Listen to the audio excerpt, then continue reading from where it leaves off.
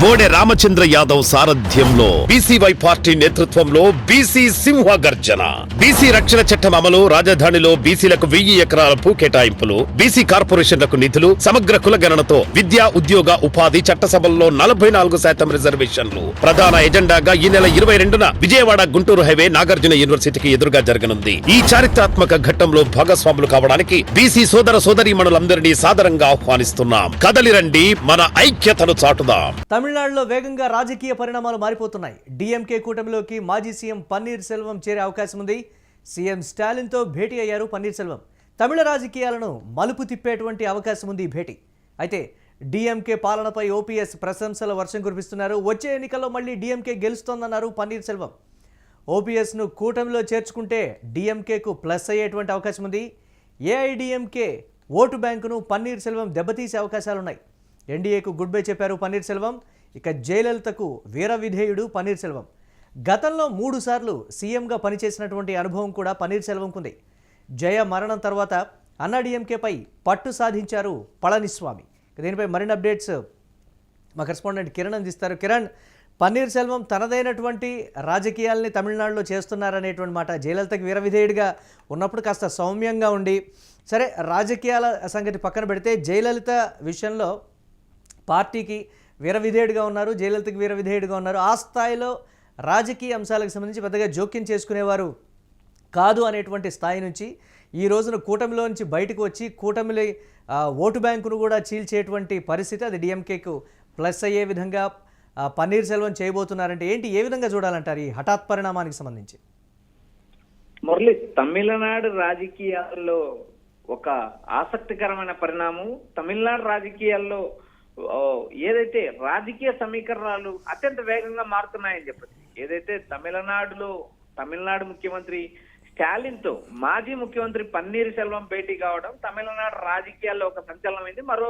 మరో పక్క ఏదైతే ఒక దెబ్బకు 2 పిట్టలని కూడా మనము ఖచ్చితంగా చెప్పే అవకాశాలు ఉన్నాయి. ఎందుకంటే ఇక్కడ డిఎంకే ముఖ్యమంత్రి స్టాలిన్ ను కలవడం, పన్నీర్ సెల్వం ఒక వ్యూహాత్మకంగా కలిశారనే ఒక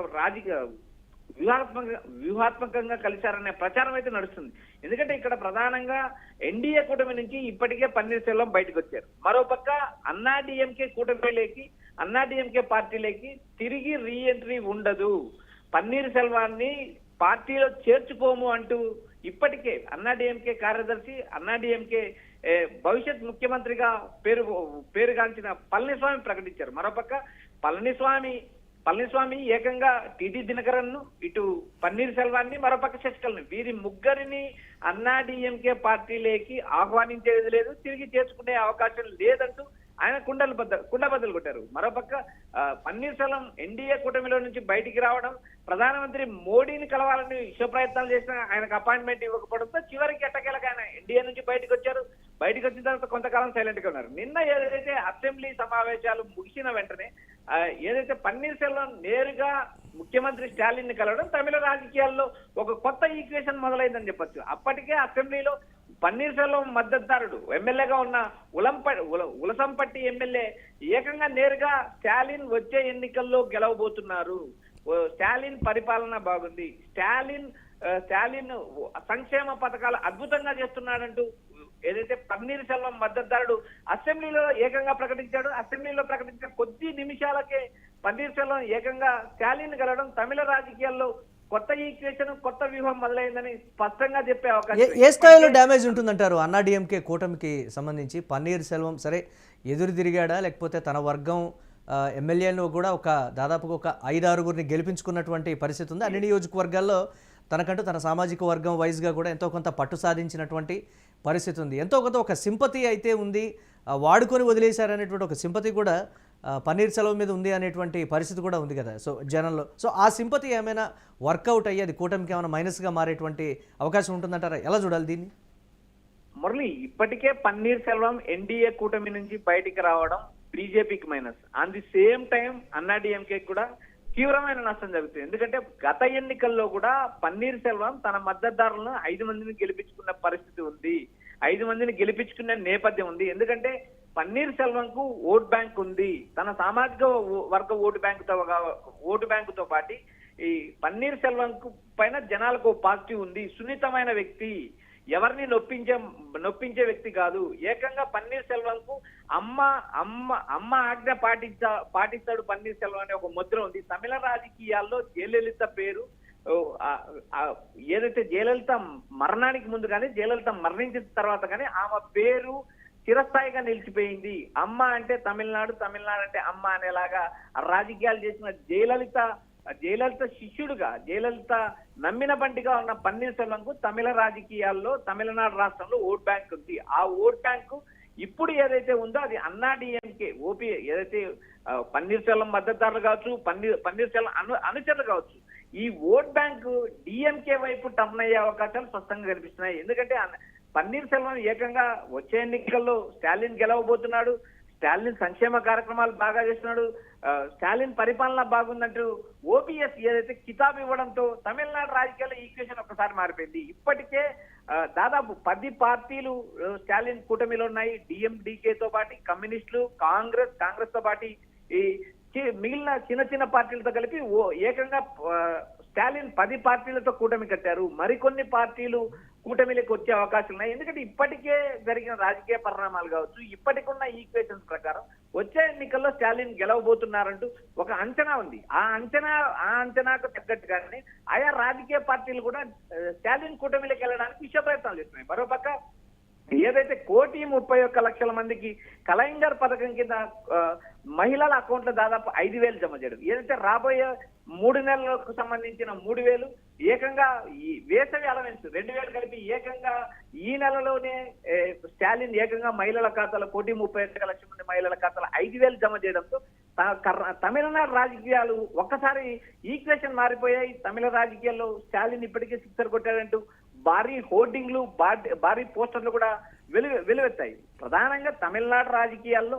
ఏదైతే కూటమి పార్టీలు, అటు విజయ్ గాని, ఇటు బీజేపీ గాని, అటు అన్నా డిఎంకే గాని, ఈ 3 పార్టీలు కలిసి ఏదైతే స్టాలిన్ ఎదుర్కోవడం అంత ఆశామాచి కాదంటే ఇప్పటికే రాజకీయ విశ్లేషకులు భావిస్తున్నారు. మరోపక్క విజయ్ ఒంటరిగా అలాగే కిరణ్ కార్యక్రమాలు కొనసాగిస్తామంటూ అసెంబ్లీలో స్టాలిన్ ప్రకటిస్తూ మరోసారి కిరణ్ విజయ్ ఒంటరిగా వెళ్ళబోతున్నారు. ఇటు కూటమి వైపుగా చూస్తే అన్నా డిఎంకే, అలాగే బీజేపీ, ఇటు డిఎంకే వైపు చూస్తే కాంగ్రెస్ పార్టీ, అలాగే డిఎంకే, ఎవరికి లాభం అనేది కూడా ప్రధానంగా వినిపిస్తున్నటువంటి పొలిటికల్ ఈక్వేషన్స్. అంటే రాబోయే రోజుల్లో ఇంకా మారిపోతాయి అనేటువంటి ఒక వెర్షన్ కూడా వినిపిస్తోంది కదా. రకరకాలైనటువంటి అంటే ఈ విధంగా ఓట్లు చీలిపోతే అది ఎవరికి లాభం అని అంటే ఏం చెప్తారు మీరు ప్రస్తుతం ఉన్నటువంటి రాజకీయ పరిస్థితుల్లో? పన్నీర్ సెల్వం ఇష్యూ కావచ్చు, విజయ్ ఇష్యూ కావచ్చు, లేకపోతే ప్రకారం తమిళనాడు గ్రౌండ్ రిపోర్ట్ ప్రకారం మనకు అందుతున్న సమాచారం ప్రకారం అక్కడ తిరుగుతున్న యూటీవీ స్టాఫ్ అందించిన రిపోర్టు ప్రకారం మనం ఒకసారి దాన్ని విశ్లేషిస్తాం. ఎందుకంటే ఇక్కడ ప్రధానంగా తమిళనాడు రాజకీయాల్లో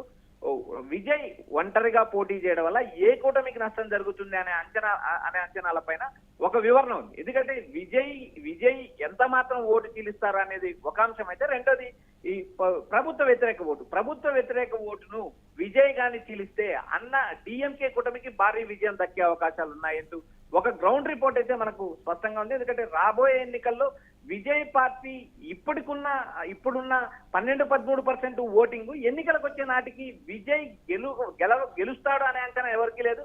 విజయ్ తమిళనాడు రాజకీయాల్లో ఈక్వేషన్ మారుస్తాడు అనే ఒక అంచనా మాత్రమే ఉంది. తమిళ రాజకీయాల్లో విజయ్ ఇప్పటికిప్పుడు ఎస్టాబ్లిష్ అయ్యి ముఖ్యమంత్రి అవుతాడు అనే అంచనా లేదు. తమిళనాడు రాజకీయాల్లో విజయ్ కింగ్ మేకర్ అయ్యే అవకాశాలు ఉన్నాయనే అంచనా ఆ పార్టీకి ఉంది. కానీ ఇక్కడ ఏదైతే అన్నా డిఎంకే కూటమి, ఇటు డిఎంకే కూటమి మధ్య జరిగే రసవత్తర పోరులో విజయ్ ఎంత మాత్రం ఓటింగ్ తెచ్చుకుంటాడు అనేది ఇక్కడ ఒక ప్రధాన అంశం. విజయ్ చీల్చే ఓటుకి ప్రభుత్వ వ్యతిరేక ఓటు సమానమైన పరిస్థితిలో మాత్రం డిఎంకే భారీ విజయం సాధించే అవకాశం. దాదాపు 160 నుంచి 180 స్థానాలు డిఎంకే గెలిచే అవకాశం. అంటే తమిళ రాజకీయాలు ఎన్నికలకు కిరణ్, తమిళ రాజకీయాలు ఎన్నికలకు ఒక రోజు ముందు వరకు కూడా ఆ పల్స్ అనేది మనకు అర్థం కాదు అనేటువంటి ఒక వెర్షన్ కూడా వినిపిస్తూ ఉంటుంది కదా ఇప్పుడు ఉన్నటువంటి పరిస్థితులను బట్టి. దాన్ని ఎలా చూడాలంటే మురళి ఇప్పటికి కూడా తమిళనాడు రాజకీయాల్లో ఎక్కడ కూడా అస్పష్టత లేదు. ఎందుకంటే డిఎంకే అత్యంత బలమైన కూటమి. డిఎంకేని ఇప్పుడున్న పరిస్థితిలో ఈ రోజున్న ఈక్వేషన్ ప్రకారం మనకు అందుతున్న సమాచారం ప్రకారం కూడా అన్నా డిఎంకే కూటమి విజయ్ ఏదైతే అన్నా డిఎంకే కూటమి స్టాలిన్ కి దరిదాపుల్లో కూడా లేదు. గ్రౌండ్ కు సంబంధించిన డేటా వరకు మనం డేటా అంశాన్ని పరిశీలించినప్పుడు అన్నాడీఎంకేకి ఆశించిన స్థాయిలో పాజిటివ్ లేదు. ప్రభుత్వ వ్యతిరేకత ఓటు ప్లస్ రెండోది ఏదైతే స్టాలిన్ ప్రభుత్వం మీద అవినీతి ఆరోపణలు, మరోపక్క స్టాలిన్ ప్రభుత్వ వ్యతిరేక ఓటు ప్రభుత్వాన్ని మార్చే పరిస్థితులు లేవు. ఎందుకంటే ఇక్కడ తమిళనాడులో విజయ్ పార్టీ చీల్చే ఓట్లు కూడా ప్రభుత్వ వ్యతిరేకత ఓట్లకు సమానమైనప్పుడు దాదాపు డిఎంకే కూటమి మరోసారి విజయం సాధించే అవకాశం ఉన్నాయి. మరోపక్క ఏదైతే కూటమిల ప్రకారమే ఇక్కడ ఎన్నికలు జరుగుతాయి.